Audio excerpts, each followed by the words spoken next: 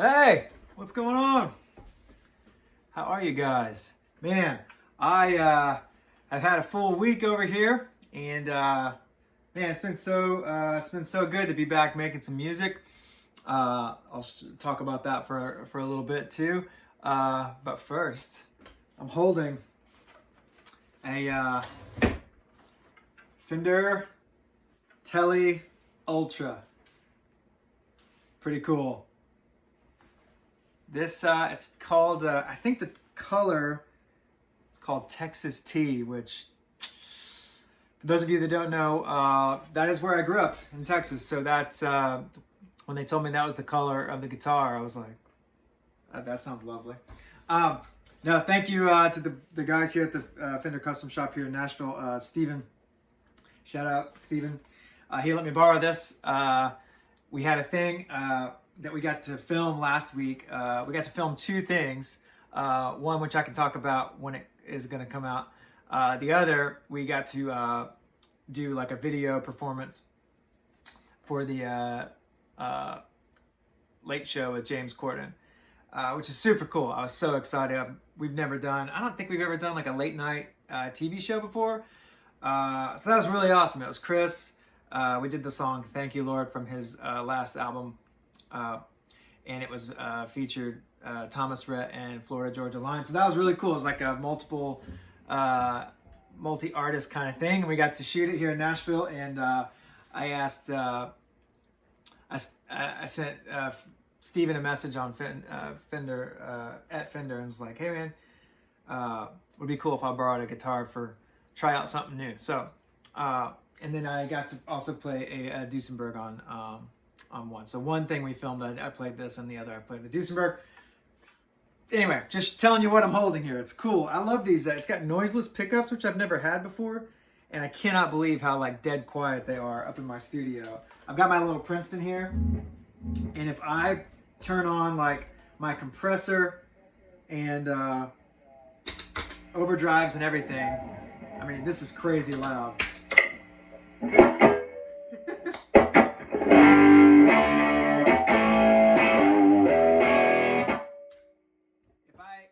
If I did that with my other guitars and just turned the volume pedal up, it'd be like, zzz, you know, really loud. And I can't believe how quiet these are. This is crazy.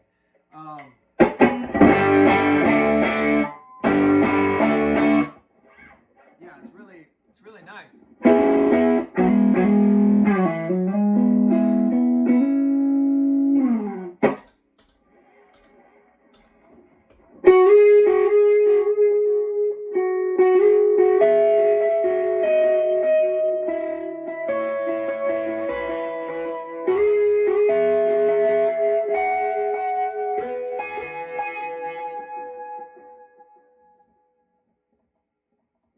You can hear the strap locks more than you can hear the buzz from the pickups. That's crazy.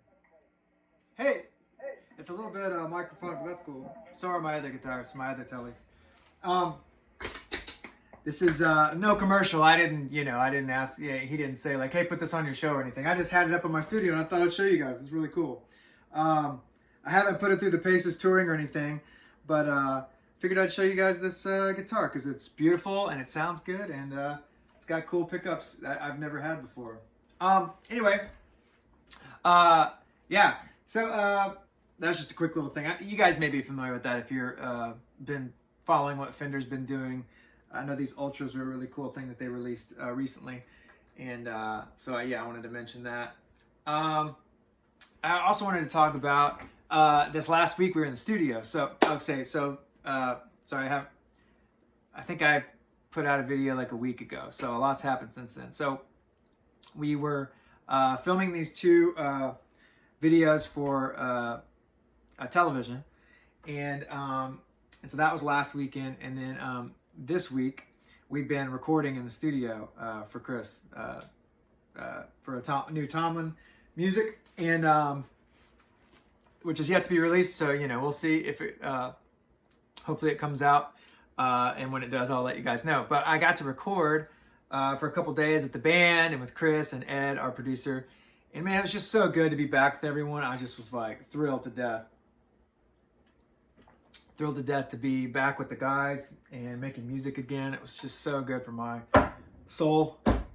And man, it was so good. Okay, so, but I was going to tell you guys kind of what I was every time I go in the studio, I learn something. And I always walk away like, okay, you know. And one of the things I always learn when we're recording music, especially in like a studio environment where I learn different things up in my studio when I'm doing like overdub sessions here. But when you're with a group playing in a band scenario or like on a tracking session or something, I always walk away with a few takeaways. And one of those big ones for me was this week we got to, sorry, my brain is all, I've got so many things to talk about. One of these things I learned this week was that I got to use the, instead of bringing my amps and my rig and everything, I brought my pedal board and we used a Strymon Iridium. I've never used one of those, it's not mine, it was in the studio. And so I wanted to try it out, and they have one on there that's the it's an AC30 model. I think it's based on the top boost. Matt Podesta has been using one. He told me there's a top boost reissue one setting on there that's similar to the the 6 input British made Vox that I use, that I have used for the last 20 years. So that was an immediate setting for me. I was like, okay, straight to that one. And I was really impressed. It sounded great. And it was so wild because it was sitting right next to my pedal board when we were tracking. And who knows, we may go back in at some point and recut things with normal amps and cabs and stuff, and we may go back to that. But for a couple of days, it was kind of nice to just like try it out. And it sounded great. And one of the songs was kind of real clean and kind of this spanky clean rhythmic kind of throwback kind of sound. So I was doing that with, I think my Fano. And then I was also using a Duesenberg and maybe a Tele. So, excuse me. But man, it sounded great. And, you know, I noticed that I kind of approached it differently. And let me know, like, if anybody out there is using the Strymon Iridium, it kind of made me want to get one now. I have a Kemper at home, which I've used periodically, but I also have all these amps and cabinets and microphones and stuff. So a lot of times at home I use those, but what I liked about it was it's almost like made me play the instrument differently, if that makes sense. Has anyone else experienced that? Where like you feel like, I felt like I played guitar differently going direct than I would through an amp. And not in a bad way. It's almost like it opened up a whole new creative space in my brain. Because other things, like I couldn't push the amp, the tubes or the speakers, right? So you have to like think differently. So I'm like, okay, it's got like a drive knob on the pedal. And if I ever get one, I'll of course show you guys what it sounds like on here. There's plenty of videos out there showing you what those pedals sound like. But it definitely made me approach it differently. And so like one thing in there was like for one song I was using like a really clean tone, so I kind of had some mids kind of wasn't as mid heavy. It was more like just kind of clean and bright. And I was just using like a reverb. I was using like a Strymon Blue Sky and the Boss digital reverb, the RV5 that I use all the time. And so, yeah, I kind of had those going, and it sounded great, pretty clean. And on the next song, I needed like a little bit of dirt. And so what I noticed was on the Strymon, if I push the mids up, it kind of helps poke through. And that helped me, and I pushed it with like a little bit of like, maybe it's the RC or the King of Tone or something, just gave it like a little bump. And that helped me kind of it wasn't dirty. It's still, you know, like a barely dirty tone, which is kind of where I live anyway, especially in the studio. But yeah, so that was really cool. It sounded great, and it was super clean. There was like no buzzing or hissing from the unit, which was cool. Got to run stereo, so that was fun to kind of hear everything stereo. I don't normally run stereo in the studio, but that's how Ed's brother Scott was there. He kind of is more familiar with the unit. He helped me dial it in. Shout out Scott Cash, thank you. We the Kingdom, go listen to their records. They're so good. My family loves it. We've been listening to their music all month. So yeah, Oh yeah, another thing I was doing is I was using a delay, a Strymon delay. The digital delay out of the Strymon timeline is so good. And for the studio, it just, you can manipulate it to where it's not so bright. Like I'll turn that filter up so it's not so bright. And I'll mess with the speed and the depth, and the stereo spread was really nice with the reverbs. And oh yeah, we were talking about things that takeaways from the studio, and that's one thing that I always walk away with. Here's a couple of little tips. You got to watch your noise. So like, it's okay for a little buzz from an amp or something, but like, if your delays are really messy and noisy, like my Memory Man sounds awesome, but it does have some hiss to it, so you got to be careful with that. It just kind of depends on the song. If it's lost in the mix and it's buried down in there and you're not going to hear it anyway, no big deal. But like if it's an exposed moment, I always lean towards the Strymon because it's such a cleaner sound. There's no digital like shh. Sometimes the D bucket setting has like a high hiss on it. So yeah, so I'll lean towards that digital one because it's so clean. And if you have a guitar that's not too noisy, and you keep your pedals and your information down on the compressors and stuff, you want like a clean signal. So that's one tip. The other is to like, you got to play in tune. And this is something, man, I just learn constantly. It's just like, it's just drilled into my head now. Anytime I'm in the studio, we got the headphones on and we're recording. Every time we're not playing, I'm over here checking my tuning. Like if my part is up here, like I was playing this part that was just kind of this octave, like, can you hear that? It was just like this octave thing. And man, I checked the tuning on those two notes 100 times that day, just constantly like looking down at my tuner. Okay, that's a little sharp. Like, you can give your string a little wiggle sometimes. You ever see someone do that little trick? Because when you're tuning down, sometimes you tune down too far and then you got to come back up and then it's too sharp. And anyway, so one little cheat there is just, if it's too sharp, just take your string. Can you see this? And you just kind of bend it.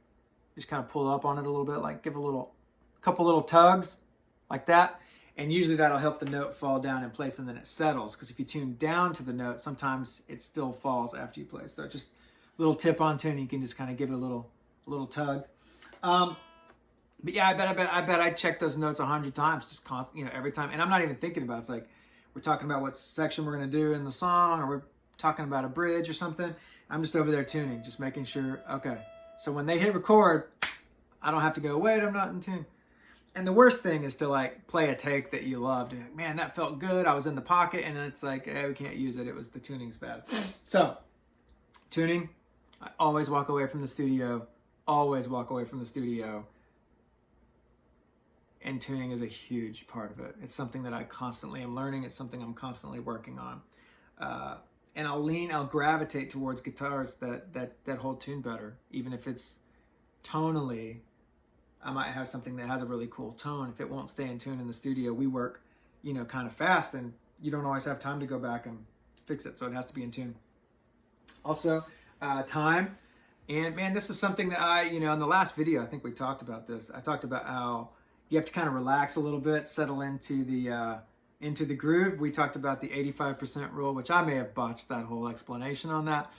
But but I thought about it a lot. We were in the studio and we had this song that kind of had this real had this groove that was real it was kind of a swung groove. And it was kind of like this.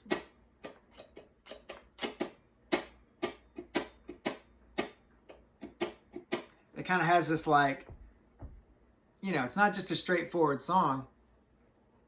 And it's not that the song was hard to play, the chords or something, but it did have a groove that I really had to relax to settle into. And I remember I could feel myself a few times when we would record. When we would run the song, I'm totally relaxed. But as soon as they record, it's hard not to tighten up. And this is something we can all work on, something you can work on. Just to kind of mentally, just you have to almost psych yourself out, just relax, there's the drummer, there's the bass player, there's our keys player, Matthew, Matt, Timmy, in my case. And we're all relaxed, having a good time, and I'm trying to just take a breath. It's fun. Making music is fun. I just relax. And And the more I relaxed and the lighter I played and the more like calm I was, I even like think about, this is so crazy maybe to think about if you haven't spent a lot of time in a studio chair, but like I literally will think about how comfortable I am in the chair, because if you're sitting kind of awkwardly, or if your headphones are kind of in the way or something, if something's on your shoulder, like if you're not relaxed, you're not gonna be able to play, at least in my experience. I have to be relaxed to play well. So I'll sometimes like literally sit back in the chair, like prop my leg up like this, and I'll just kind of just play real light and calm. And it's like almost like it helps me pull the note back, because us guitar players, and I'm definitely included in this number, when I get excited, I tend to rush the beat, you know, push the notes. And, you know, you don't want that, you know, unless it's a song that's meant to be real, you know, intense and aggressive. You might get away with pushing the beat a bit. But for the most part, you want to lay back, make sure you're with the, make sure you're with the drums. And, oh, the old Princeton. The old Princeton is barking at me. Maybe because I've been talking too much. It's like, please play some music. I'm sorry, I apologize if I didn't play enough. But yeah, I just kind of wanted to talk about that, because I feel like when I was younger, I would have really, or at least maybe not even younger, but had spent less time in the studio, it would have been helpful to kind of know how these things work. So I thought I would just kind of take a second and kind of break some of that down, a couple of my like tips for the studio. And in case you're wondering like kind of how we do that, it's a little bit different every time, but this time we had 2 days. We were just kind of working through a couple songs. And so we would go in the control room and we would all listen to the song. We've got our charts and our pencils, and we're kind of charting the song, make sure we got all the chords down. As a reference, I try not to like just bury my head in it because I want to play musically, but like you do kind of have to know your place in the song, and the chart helps that. So I'll cross-reference, make sure I've got the chords right with it, you know, make sure the other guys in the band, make sure I'm playing what they're playing. And then we go in to record, and that's the moment where you gotta like, you have to just make a lot of fast decisions about what the song needs and doesn't need. And man, there's definitely times that I'm like, does this sound cooler without me? Like there was a section of the song where I was like, should I just be gone? Like, is it cooler if the guitar just goes away and then re-enters? Anyway, so I have a lot of thoughts on this kind of thing. So I just am maybe all over the place, but just kind of how we do it. So we go in there, we listen to the song, we chart it out, we go sit in our seats, and then we start trying a few takes just to kind of see, you know, usually they're looking at drums and bass. So I try not to be too opinionated about guitars in the beginning. Like I don't want all the focus to be on me, because they're wanting, you know, really in the beginning, you're trying to get that rhythm section happy and dialed in. And then I'm listening to, you know, the vocal, I'm listening to the keyboard, I'm making sure I'm not stepping on something he's doing, I'm listening to what the song is doing. And yeah, so it's a lot of that kind of stuff. It's like really quick problem solving. Like, is that too many notes on the chorus? Do I need to cut the figure in half? Like, for example, like you might, one thing that happens to me a lot is I'll come up with a figure for a chorus. Let's say it's like, you know, let's say the figure is like, okay,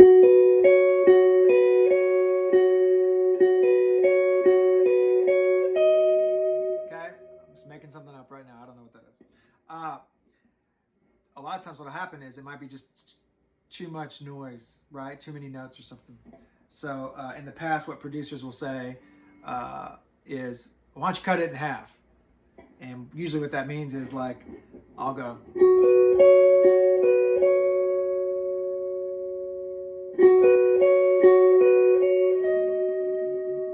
Right?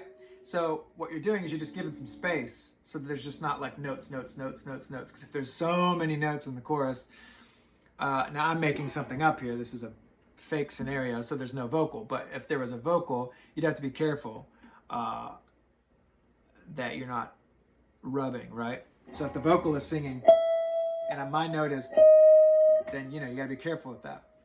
Sometimes it works. You just kind of have to you kind of have to listen to the vibe of the song and see if it works. The other thing that will happen is you'll play between the vocal. So like say the vocal is on the top of the chorus. So 2, 3, 4.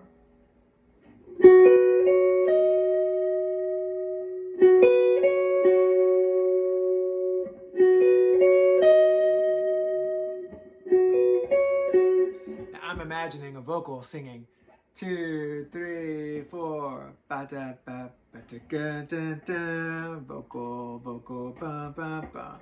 You hear what I'm saying? Some people will call that like a call and answer kind of thing, where it's like a little bit of a conversation. But yeah, what's cool about that is it gives a chance for the vocal to speak. And not every chorus has this kind of space in it, but I'm always listening to that. And if there's a chorus that's like, there's a phrase and then like a little bit of space, phrase, and sometimes there's a lot of space, and my ear kind of immediately goes to that space, and I'm like, okay, that's a spot for something. And you got to make sure, you know, you don't want to distract from what the vocal is saying, but like if there's a space there and something can happen musically that will fit with the song, then that's what I'm looking for. So that was a few thoughts I had coming out of the studio. Talked about the Strymon pedal and how I played a little bit differently maybe. If you've got any thoughts or helpful tips for going direct there, by all means. It sounded to my ear like the best thing was playing it not so dirty, keeping it kind of clean but a strong signal, and then I use my pedal board to kind of manipulate everything else. If I needed a little bit of dirt, I did it there instead of on the pedal. Yeah, we talked about recording, we talked about the noiseless pickups, that's cool. We talked about a couple of those TV things, one that is still coming up and one that we just filmed. But yeah, man, I just thought I'd kind of talk through what we've been doing. We had a busy week with busy couple of weeks with the record releasing and a couple of things we had to film for that. And hopefully we'll get out there and play sometime soon when this is all in a better place. But man, just want to talk through the recording and how everything's going. So hope you guys are well. By all means, as always, thank you so much, by the way, for watching and subscribing. And I really, my goal is to be posting more often soon. It's just been kind of crazy getting kids in school and all this stuff. So, but man, please, by all means, like always, respond below with any questions or thoughts. And I hope to get back to you soon on those. But yeah, there's some thoughts from the studio. Lots to talk about. If you guys have any more questions about studio stuff or any knowledge I could help with, I would love to share that. I'm still learning, but I do have some experience there that I could that would help if that's something you guys would be interested in. All right, you guys are the best. Thanks so much for watching, and yeah, we'll see you soon.